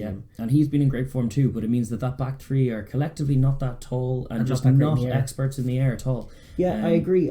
From Wales's perspective, in terms of what they do, how they use the ball, the box almost, and you could see it against Japan in that last game, they almost love not to have the ball. Yeah, they love to make their plays on defence. Yeah, which is it's a great to have a top side, just have that picture to it as well, instead of just everybody playing sort of attacking rugby. Attacking rugby. But no, you need to have different pictures from different teams, and the Springboks are bringing this raw defensive awesome energy that they're making their best plays without the ball. They love to defend. They just love it. Pat de Klerk smashing some big boys is a great picture. Nathaniel Am shutting the door on the outside, excellent as well. Yeah, and he's been awesome all tournament, and that's it's a fun fixture for the Boks. And from Wales's perspective, their offense has been struggling.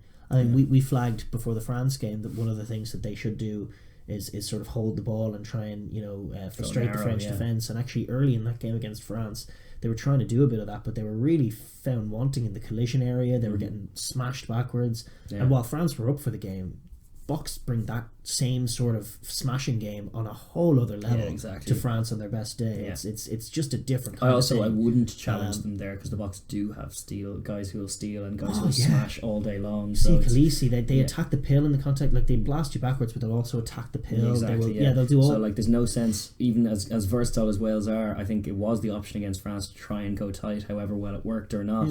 I think that's the opposite's true. That's the thing, is I don't see them getting that momentum in the narrow channels with the ball and moving it wide. Brings Am into the game, and how do you get outside him?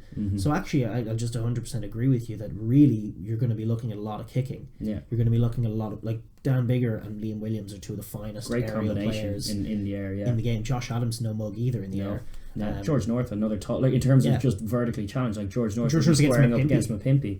He's going to take those balls more often than not. Indeed. So that's got to be where Wales go. I mean, they're going to kick the leather off the ball, as Warren Gatland terms it. Yes, indeed. Yeah. And I think they're dead right. That's what they should be looking to do, to move the ball. Once they get into, and I actually think they should be looking to keep this tight, win the territory game, mix it up between bombs and deep kicks to the corner. Sure. Look to move Villy around, basically, have him turning on a sixpence the whole time.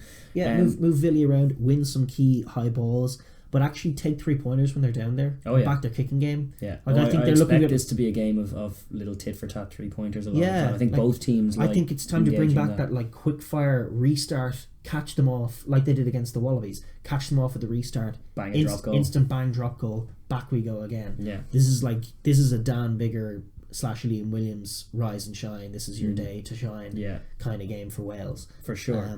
I think in terms of their ball in hand, obviously you can't kick the ball all the time, but I think it should be a primary weapon. I think if they can get those turnovers, because they will be going for them, we've flagged it before, they tend to have, they fan out and compete. They're one of the few teams, top teams, that do that. They'll get their hands in. Two people will compete at most breakdowns as well as fanning out. So if they manage to yield some turnovers from that, that's when I think if they can execute right and transition quickly, that's the only chance they have to get it wide properly and get an attacking play off before the Springboks kind of blitz, narrow out to in blitz kind of takes effect before that shape is run. So transitioning quickly off turnover will be important for them.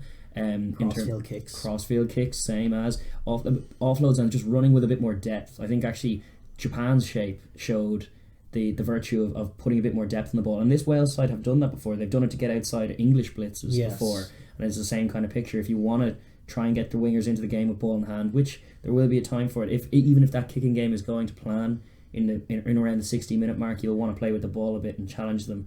You need to make sure that you have the depth to do so, and have the courage to go so deep before getting to that wide channel where the actual space is, because it's always a risky if you feel like you're going that far backwards, that sometimes you'll drift a little bit up forward, and sometimes their wingers do like to drift a little bit flat, and that's just going to be shut down if you're too close to that block defensive line. So it's going to be a risky game playing with the ball, but you should be backing your halfbacks, but particularly Biggar, to put on a kicking masterclass and challenge what is the weakness of this Bok back three is just their vertical lift and their high ball prowess, because you have a guy in Liam Williams who's the elite of the elite. In that area. Dan Biggar as well. Awesome in the air. So there is that element to it as well. In terms of how they defend, what the Boks are bringing, the equation I think is fairly simple. I mean, I think they have had issues in the absence of we flagged Jonathan Davis as and that 13 channel as an area to be attacked when he is fit. And then without him last week, they employed no shooter at 13, and they were all kinds of exposed in the wide channels against France, which is a scary picture for them. But it isn't generally where the Boks do look to attack teams. Not as often, no. So I think while it is important that they get a shooter into that 13 and plug some of those holes, they are going to stick with that narrow blitz and those chop tackles. And it'd be it's the making or breaking of the game is whether they can stop the likes of Etzebeth and Vermeulen with latchers on their shoulders, trying to drive through the heart of them. Peter Steff as well. Peter Steff, exactly. The Boks just have, and then they bring on Franco Mostert and RG Snyman, and then they bring on Francois Lowe, and it just doesn't stop. Yeah. So I mean, they've gone for the 6-2 split again this week on the bench. Well, so from Wales' perspective, it's a simple equation, but a bloody difficult one is to stop those guys, win those contacts, spoil that ball, make it slow, get a few turnovers. You want to, like, ideally from Wales, you'll see, like, if it's going well, a few turnovers, in the breakdown, a few choke tackles being executed, even when you're soaking yards, getting even just attacking the pill. Like, there's a few occasions where, because of the way Dwayne Vermeulen carries, there's been a few occasions the All Blacks tried it. I think just about everyone has tried it. They try and choke tackle him, and he's a freak. It doesn't work, frankly. So I actually don't like the choke tackle play against this Bok team, because consistently you think you have a good position on them, and their sheer strength just brings them straight back down, and all of a sudden they've just got yards and quick ball. So actually, really, what you should be looking at is maybe disrupting the ball in the contact, trying to bat the ball away, swinging arms in, bang bang. But just frustrating that narrow Bok play is going to be their biggest challenge, and like we've seen them executed against the likes of Ireland and England, the Boks bring that game to another level. And it's one of the great matchups. Wales is narrow, week, but this is a big step up if he's to play again. Like he probably hasn't dealt with the physicality, the like of which he will see this game. So it's definitely tough for Wales, but I think they are wily enough to try and get that off, and it'll be talismanic performances from the likes of Alan Wynne-Jones or Tipuric that'll obviously normally be the catalyst to victory. Ken Owens as well. I think exactly early on you're going to get a picture of whether those guys are to the forefront of the game. Like if early doors you're seeing Etzebeth go through the likes of Alan Wynne-Jones or go through the likes of Tipper. That's a terrible Welsh picture if that's the case, and it's so possible. Those first 10 minutes there are often little revealing symptoms of the game to come that are in it, and if you start seeing pictures like that. But if Wales can stop them and Wales can back them back, all of a sudden you have a game on your hands. And certainly the way the Boks were exiting was so formulaic against Japan. True. And the Welsh, if that's to come again, you know what to expect. You just got to get your bomb diffusers at the ready. The bomb disposal unit has to be which are so primed, they're so adept at it. Like loose faff box kicks down this Welsh back three's throat are not a good tactic. Like they just aren't, and they need to be contestable. But even that, I think Wales are winning. I think it's like an 80-20 split if the balls 50-50s in the air. I agree. 50-50s are 80-20 Wales in this game if the back three are competing for them. So it's like the Springboks should be trying to vary that exit. But if they don't, Wales should be trying to play themselves into the game off that exit, because they'll know what's to come and they know that their big weapons are underneath it. And then try and get their multi-phase going and try and return with interest in terms of winning the kicking game is going to be crucial. In terms of defending what the Boks are bringing out wide, they do need to bring line speed to shut it down. Getting in Villy Leroux's face and Am's face does tend to shut down that distribution of the Boks. Pressuring Villy Leroux should be a big part, because part of the Boks plan is to, when they're trying to go wide, is the link man is Villy. So it's hard to have, no matter what shape you're running, it's hard to be that deceptive when you know it's going from Pollard to Villy if it's going out wide at all. And with a bit of pressure, Villy has been very, very flaky this tournament. He hasn't been performing at the level that we know he is capable of. The Welsh defence is all about disruption, and one of the main disrupting things you can do to this Bok offense is shut down Leroux. It's a big challenge for their back defenders. I'm curious to see whether the Boks actually go into that area and try and find their wingers in space, because that is where Wales are more gettable in terms of their defence, because they do leave their backs out there. It's where the hole is in the system. It's where they get the space is. One of the areas that concerns me is if they go. We don't actually have the Welsh team yet shooting this on Thursday, but one of the things that slightly concerns me is just the micro matchup of Hanley Parks defending Dalindi, because I just think the way Wales defend, it will more often than not be a one-on-one in that channel, and I just don't know. Like, I think Dalindi's form has been freakish. He's been so good, and I just don't know. I could just picture Hadley Parks letting the side down if everything else is going for Wales. All of a sudden, a Hadley Parks soft tackle for a big man, which does come in occasionally, and Dalindi just busts through the middle, and then all of a sudden the Boks have a bit of go for it.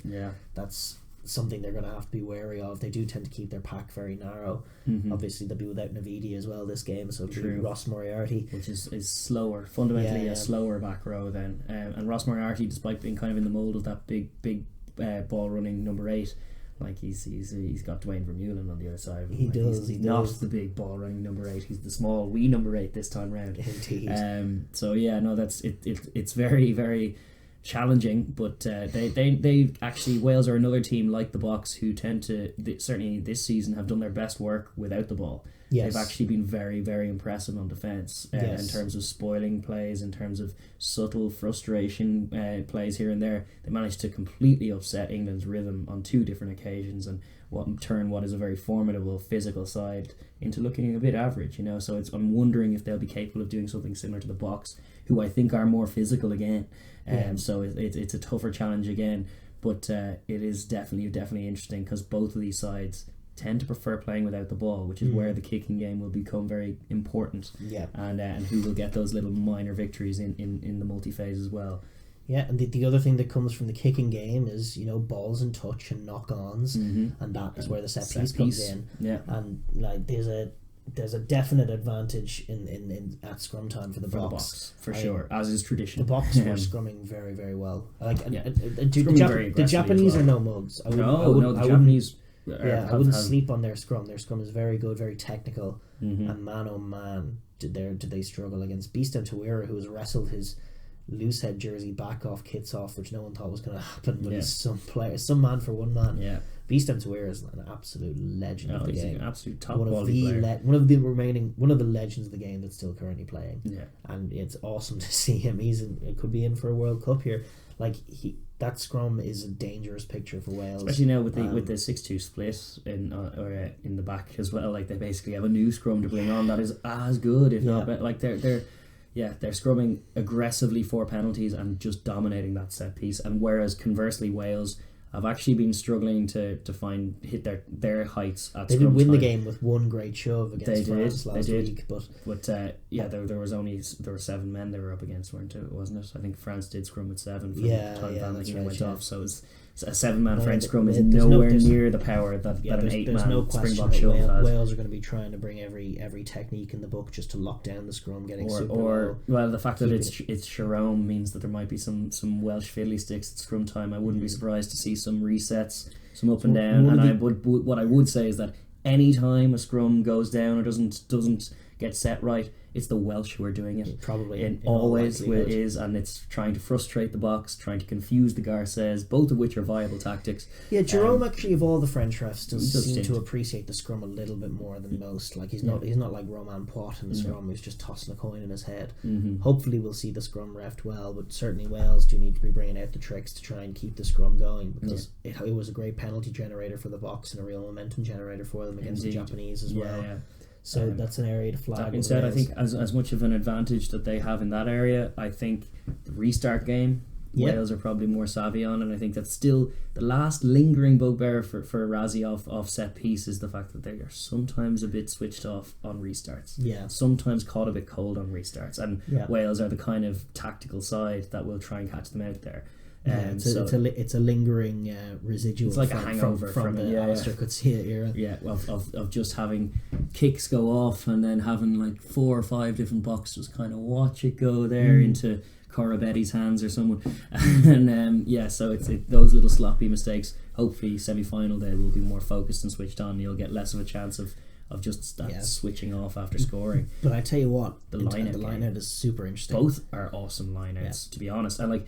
The Springboks, I'm not sure if they lost one last week, but I think going into last weekend's game, they're 100%. They got 10 from 10 last week. There you go. To add to their 100%. 100% line out, and I think they have 7 or 8 line out steals as well in the tournament too. They're awesome. They're set piece, and then that 50-meter maul last week against the Japanese is just a thing of absolutely gorgeous. So technical. The poor Japanese didn't know how to sack it. They were turning it so sharply. Yeah. Like Wales will be better. They are more savvy in the defensive game, and that's an interesting battle. How well can Wales spoil what the Boks are bringing at line out time? Yeah, because Wales have been ones taking steps off the mark, narrowing the gap every time. Tipperick is just never in the right place. He's always closing the gap. And it's like he gets away with it, and he will again, because Jerome Gar says he's not going to call him on it. And it could frustrate the Boks. I wouldn't be surprised to see them lose their first line out to this savvy Welsh team and be annoyed by it. But on balance, I think that's just going to be a really interesting dynamic set piece, I think, and from both teams. And I'm wondering because off the bench, who's going to get the plays off against each other? Great thief of a ball in the air, but Tipperick similarly is, and Alan Wynne obviously has a few great of those Jake big Ball games. is in great form. The bench is really an area of box strength in that pack. I think the starting packs could go toe for toe, but certainly Wales. The line out is one area where you'd want to see the likes of Alan Wynne Jones and Tipperick rising to the occasion, getting a bit off and probably upsetting what has been a flawless Spock line out, making the plays that you have to make if you're going to win this semi-final. Indeed, and that's one of the areas that Wales will have to look at, is that defensive line out, and then shutting down the maul once it's formed as well is crucial. That's the other balancing act, because if you jump to compete, you better kind of get it, because otherwise there could be a 50-meter maul coming your way. But that's the set piece is definitely an interesting dynamic all over. I'd give Wales the edge on restart. It's Box the definite edge at scrum time, and I think the line out is just two excellent line outs in two different ways. Like line outs, the Springboks have just been technically awesome so far and flawless, whereas the Welsh have been bringing all kinds of subtle, annoying plays to the line out game, and the dark arts really of it. And I'm wondering how that matchup will work, because it's definitely got an interesting ring to it. It does, doesn't it?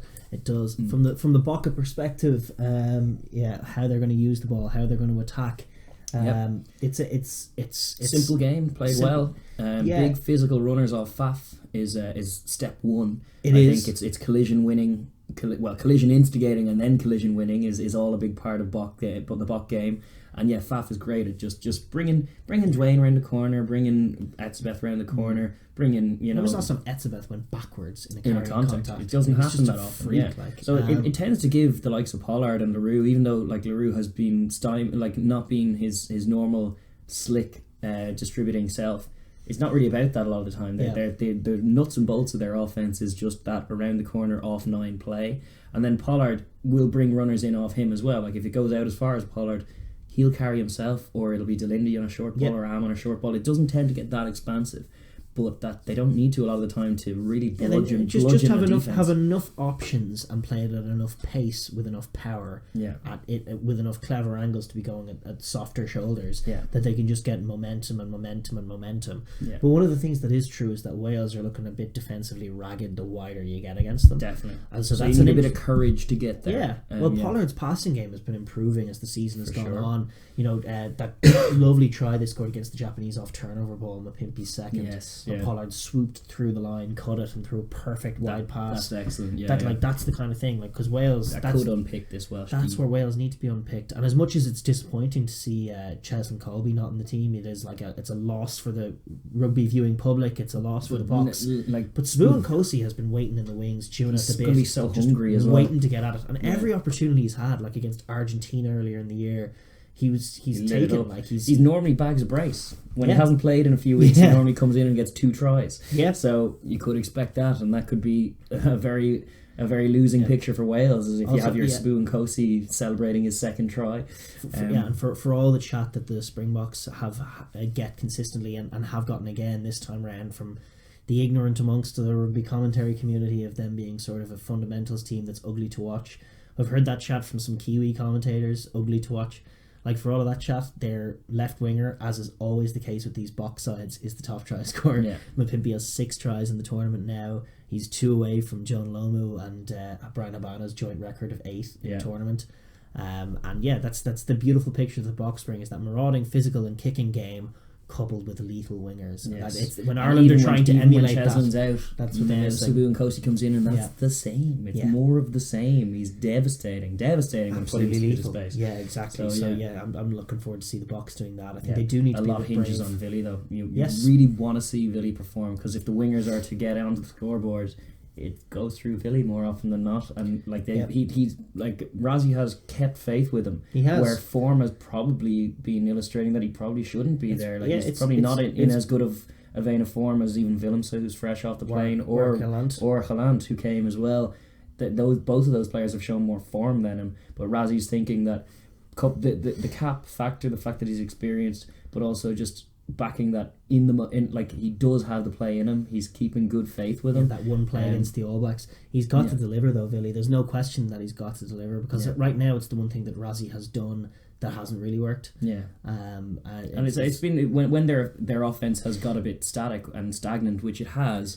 that is the pivot point a lot of the time because he's the second distributor. Yeah, there's a few people criticising Am had a poor distributing pass. There was some sort of loose plays from other players around the park, but crucially, Villy is the distributor. He's when he makes an error, it's worse. Yeah. Because he's the guy who needs to make things happen. He's the pivot point. It shouldn't be your Am or your Delindy. It should be him. Yes. That's what you're doing. Am and Delindy are doing their job by smothering the offense of the other team. Yes, exactly. Yeah. And now your job is to put your lethal wingers into a bit of space. So that's the crucial picture that the box will be looking to paint, and I'll be curious to see if Villy can get it off. One of the things that I will say is I do think he's an awesome player. He can execute, and it would be a fun picture if he finally came right. Yeah. And it would just be everything coming up Millhouse for Razzie. If he finally got it right. Gets form on in the semi-final weekend, ready for that. Yeah, that's absolutely true. And but in the alternative picture that it doesn't go right, I think Razzie has to be brave enough to go for Francois Steyn at 15 and do it early. Yeah. He's been very reluctant to change the outside backs. Has. That's been the one aspect as well. The bench, even when he was taking Am off for Creel in earlier in the season, and you were just what kind of use of the bench is this? Well, it's also what's the problem here? We're actually getting everything right, and then Villy's not sticking the pass. So it's you need to have a capacity to haul him out of there when it's not going well, especially when he is, as you say, such a pivot point. And but then also on Villy and Pollard and Faf, the kicking game needs to be mixed up when they have the ball in hand. That's one of the last points, because I think bomb-wise they're not going to succeed. I agree. Bringing a bomb game to this Liam Williams-led back three is just they love it. They relish it, and they will beat you at it. So they don't have any elite operators in that area anyway. I would rather see them kick for grass. Yeah, just kicking deep is great, especially when a team that loves to defend as much as they do. Yeah. And loves to launch off set piece. If you're launching deep South African-esque kicks that are bouncing into the 22 and drifting back, leaving the likes of Bigger and Williams not much option but to kick for touch or kick deep, then all of a sudden you can launch off set piece no matter how good their exit kick is. Yeah. But if you hurl one into the air as a contestable, all of a sudden Liam Williams has gathered it up and now you're under a bit of pressure. Yes. That's not what you're looking for. I would love to see them bring in a few more crossfield kicks. Just go where Wales aren't. Kick to those dangerous wingers. Kicking deep over the wingers' heads, over the Welsh wingers' heads whenever they come up flat. Which and then when they're ever disciplined enough to go back expecting that kick in behind, that's where you work in your crossfield kicks. And I think Pollard does have that game to him. He does. But we haven't seen as much of it in this Razzie-led offence, but it might be a time and a place for it. Yeah, well, I certainly think as a routine exit, it's something that's been frustrating the South African fans, but it's actually something that worked very well against Japan. Yeah. Was the consistent Faf box kick. They're just constantly box kicking, just getting down the field, partly because they just love to play without the ball. Yeah. But against Wales, it could not work. First of all, you could see the game broken up. William Williams being one of the great counter attackers in rugby. Yes. There's that danger, but there's also the danger if you're just not gaining enough territory from your kicking game. Wales have it back, and they're going to kick it back with interest and maybe have a better chance in their own contestables or hurl you back deep. It's a recipe for losing the kicking game. Just sticking with that Faf box kick. Yeah. You have to mix it up for sure. So it's an interesting dynamic as well. I'm curious to see whether they do. I'll be disappointed to see, as I'm sure a load of Springbok fans will be, to see Faf consistently stick to his box routine, kicking game. Keep doing it. That's definitely how they should be attacking anyway, mixing it up between all those elements, but trying to get a good flow going and get their own momentum and rhythm. But then when their defense, it's we've said it the whole time, it's kind of, if it ain't broke, don't fix it. They're going to stick to their guns, outside to in blitz with a ferocious line speed, trusting Am to lead the line and make the proper reads. And the Am and Delindy centre combination from a defensive point of view is as good a pair of defensive centres that there's been in the game for ever. Maybe, certainly I was thinking decades anyway. I can't think of one. Yeah. Well, considering where the offenses have got now and how sophisticated they're at, the capacity they show for shutting that down consistently, repeatedly is awesome. The job they did on the All Blacks in the game in the Rugby Championship earlier in the year, where it was a draw, but they shut down so many of those chances out wide, and they've shot the smothering job they did on what has been a high flying Japanese offense that still was probing and getting some plays off there. Very, very adept at shutting all that down. So bringing that line speed, very important. Smashing Wales. They want to be imposing themselves in every contact. If Wales are getting afraid of that wide shutdown play, so deciding to to come a bit narrow, that's when you want your guys absolutely punishing them for it. I think they will. They really will back their D in those narrow areas. They have all season. They have guys like Francois Lowe to bring on then and be Tigers at the breakdown. Yeah. So it's a tough matchup for Wales, as we said when we were talking about their attack, and it's stymieing that Bok defence. I think the Boks will look to smash them on the inside, back and shut it down on the outside. If they try and use Hadley Parks as their hit up man up the middle, Delindy is just going to hit him all day long. There's a lot of like for like smashing on going on. Like I actually think both of these sides are just stronger defenders than they are attackers at the moment, which could lead to a very brutal, very bruising 3-point oriented game where a single try could be the telling factor of it all. Which is exactly how it was in 2015. It was that one try for Forey Dupree that opened it up and made by Vermeulen that helped South Africa rather to win that game. That's definitely it's definitely a fair comment, but I do think that the Boks have to be wary on the other side of the ball, just what Wales are going to bring with their kicking game. That's another big question. Like whatever about Billy's distribution, his high ball is going to be tested probably more than it has been all tournament in this particular fixture, and he needs to be leading that little, especially now that Cheson's out of there, Nkosi's in. They're two running wingers who aren't really high ball experts. Nkosi's good in the air. But it's like the pivot point again is Vili, and they need to be getting that pendulum right and then just gathering those balls. They will come at them. Vigor will test them that way, and that's going to be a big part of their defensive task. I also wouldn't be surprised to see little dinks, Anscombe-esque dinks. Which would maybe be Faf's thing. I'm not sure, does Faf cover that space in that defensive system? They're gonna have to mind him because they do come up flying. Like they're gonna be looking to turn Am and get it over Am's head in that 13 channel more often than not, I suspect. So I think that could be another picture that the Boks will have to shut down. So there's definitely a lot of fun dynamics in this one. We do expect the kicking game, both the pack and the kicking games to decide this one. Yes, for sure. But how do you see it going?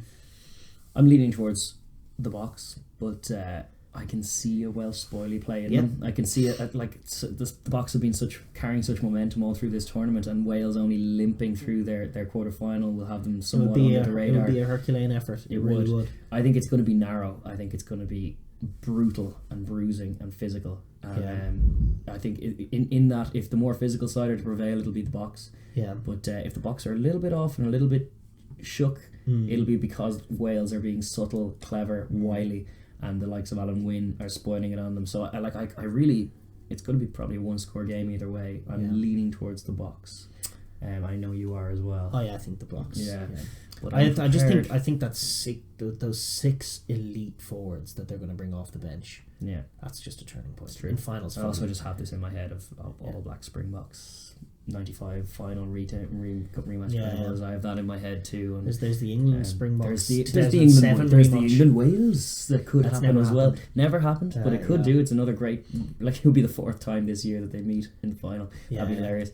So they're 4 tremendous teams, absolutely glorious teams, and just worthy Final Four, worthy semi-finals, and may the better team win. I feel like the Boks will get the better of this one. I just think those forwards are just incredible. Like the 6 forwards off the bench who are all as elite as they come. Couple that with the fact that that's a hell of a job for just Alan Wynne Jones. The Welsh scrum has struggled to hold even Argentina, or like who were they against? No, it was Australia, and even I think in the Georgia and Fiji games they were not great, not as robust as they would have liked to be, whereas the Boks have been flawless in that area. I think.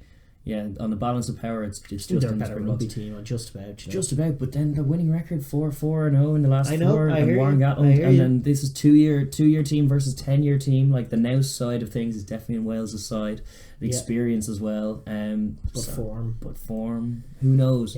It's a great game. I'm looking forward to it. I'm rooting for Wales. I'm rooting for the last of the Celts in the competition. Definitely rooting for Wales.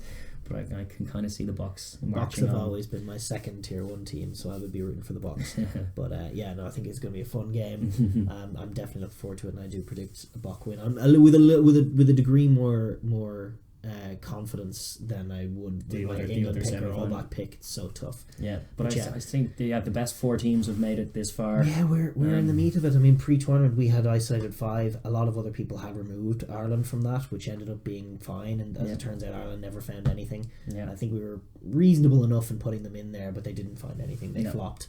So it is this 4 who are the elite 4 in world rugby right now, despite France and Australian wild cards coming up short. I think it was good symmetry in calling. I called them together, and so their fortunes proved. Yeah. They made it as far as they probably ought to have, Yeah, which yeah. is quarterfinal yet no further. Yeah.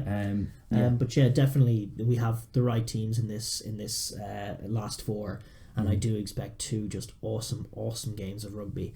And then next week we will be back. We will be covering the final of Yeah. the World Cup. It has been a marathon building, like it it, really not just has. this whole tournament, but just the build up, everything, all year, all 4 years. Yeah. As long as like since this podcast was before this podcast was even conceived of, Indeed. these same coaches were making their plans, and Indeed. and here we finally are, 2-week blitz. Less than, I mean, it's Saturday week, the World that's Cup the World Cup final. Yeah. Incredible. We are finally here, and then of course we'll all start again. This It'll is all it, start yeah, again. more Rugby World doesn't Cup end, cycle but this is very much the climax of so much that it's Indeed. just an insanely exciting game, and we're thrilled to be a part of it, and Yeah. thrilled to have you. Yeah, thank you for joining along us with for us. it. Yeah, Yeah. We will be back, as we say, next week. We will also be live this Saturday for the semi-final one, if you want to join us on that. But if you enjoyed any of the show, if you have any comments as well, please leave them down below, like and subscribe and all that. And sure, without further ado, I suppose we'll leave it there. Yeah, See you definitely next- comments and definitely everything else. Keep in touch. We do enjoy the comment sections. They've been a lot of fun in the last week. We've gotten loads of comments in, and that's always great. Don't always get a chance to respond, but we are reading them, and we will Definitely, yeah. maybe make more of an effort to do that. All right. So anyway, listen, guys, we'll see you. See you. Commiserations to us. Be kind. It's Yes. Not It's tough. good. We managed to put a brave face on for you. yeah. Yeah. Thanks, guys. See you next week. Bye.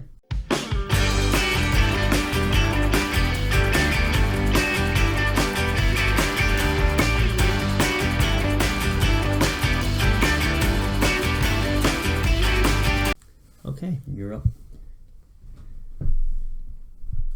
Oh, left and wide. Oh, we got it. Got it. Yeah, that was good. Big.